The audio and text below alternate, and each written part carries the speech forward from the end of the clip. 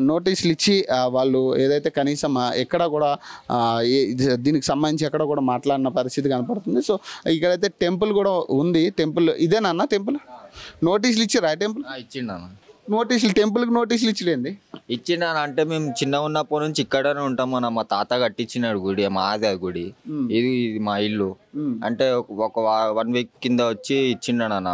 అంటే నోటీస్ ఇచ్చాడు ఒక మేడం. ఇప్పుడు టెంపుల్కి ఎప్పుడు నోటీసులు ఇచ్చినట్టు ఎప్పుడు లేదు, అంటే కూలగొడతామని. ఇప్పుడు నాకు 26 years అన్న. ఇప్పుడు 26 years నుంచి నేను ఎప్పుడు చూడలే ఇట్లా నోటీస్ వచ్చింది అది వచ్చింది అని చూడలే. నేను ఫస్ట్ టైం వచ్చింది అది. నేను మా తాత వాళ్ళని అడిగితే ఇది ఇప్పుడు రాలేదు, మనం కట్టించుకున్నది ఇల్లు, ఇది చెరువు కూడా కాదు, ఇది మన ల్యాండ్ మీద ఇట్లా వచ్చి మనం నోటీసులు ఇచ్చిరని అది చెప్పిరాను. అయితే నేను మొన్న 1 వీక్ కింద వచ్చి వాళ్ళు పేపర్లు ఇచ్చిరన్న, నోటీసులు ఇచ్చిర్రు. అయితే మేము ఆమెకు అడిగినాం, ఏంటిది మేడం ఇది నోటీస్ అని అంటే, ఇది చెరువులో మీరు ఇల్లు కట్టుకుని కబ్జా చేసుకొని అది దాని తర్వాత ఇది అంతా తీసేస్తాం మేము అది ఇది అని చెప్పిరన్న. దాని తర్వాత నిన్న మొన్న వేరే మీడియా వాళ్ళు కూడా వచ్చి అడిగితే మేము కూడా అంతే ఇదే రెస్పాన్స్ ఇచ్చినాం అన్న.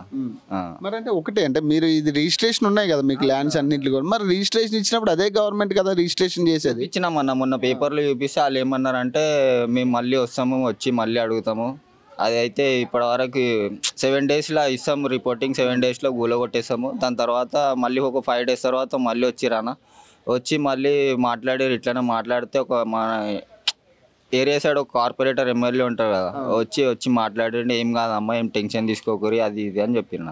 అట్లా కదా ఇప్పుడు రేవంత్ సర్కార్ వచ్చిన దగ్గర నుంచి అంటే గరీబ్ వాళ్ళని టచ్ చేయమని చెప్పారు కదా వాళ్ళు. అది చెప్పలే అన్న, అట్లా చెప్పలే. మేము హైడ్రా అధికారి కూడా మొన్న గరీబ్ వాళ్ళని టచ్ చేయమని చెప్తున్నారు కదా వాళ్ళు. మరి ఇప్పుడు గరీబ్ వాళ్ళకి నోటీసులు ఇచ్చడం అనేది కరెక్ట్ కాదనేది, చాలా తప్ప అనేది. మేము ఏడికి పోవాలన్నా, మా ఇల్లు ఇదే, మేము ఏడికి పోలేము. ఇప్పుడు మా సొంత ఇల్లు కట్టుకొని మేము సొంత ఇల్లు కూడా కొట్టుకొని ఎక్కడ పోవాలన్నా, ఎక్కడ పోలేము. మన ఏరియా వదిలేసి వేరే ఏరియా పోతే ఎట్లా చూస్తారన్న, మంచిగా ఉండదు అట్లా.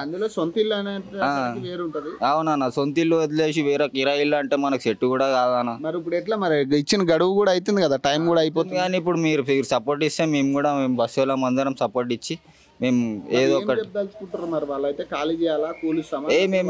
మేమైతే నిలబడతాం. మనకు ఖాళీ చేసేదైతే ప్రసక్తి లేదు, మేమైతే నిలబడతామని అంటున్నాం. చూడొచ్చు, అంటే మేమైతే ఎట్టి పరిస్థితులు ఇక్కడ నుంచి ఖాళీ చేసే ప్రసక్తే లేదని కూడా వాళ్ళు చెప్పడం జరుగుతుంది. మేము ఈడ నిలబడతామని చెప్పేసి వాళ్ళు చెప్పడం జరుగుతుంది. ఇది టెంపుల్కి సంబంధించి ఏరియా.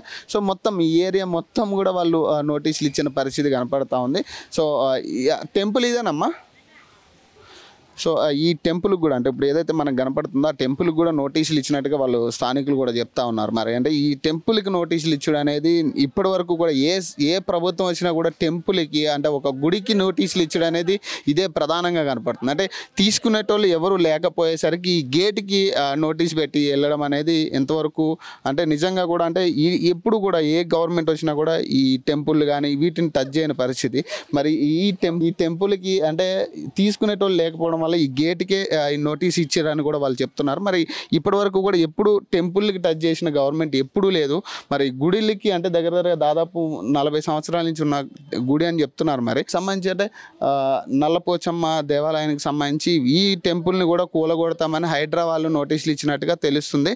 సో దీనికి ప్రధానంగా అంటే టెంపుల్కి నోటీస్ ఇచ్చడం అనేది ఇదే ప్రధానంగా చెప్తున్నారు వీళ్ళు స్థానికులు. ఖచ్చితంగా అయితే ఇక్కడ నుంచి మేము ఖాళీ చేసే ప్రసక్తే లేదని కూడా వాళ్ళు ఖరాఖండిగా చెప్తున్న పరిస్థితి.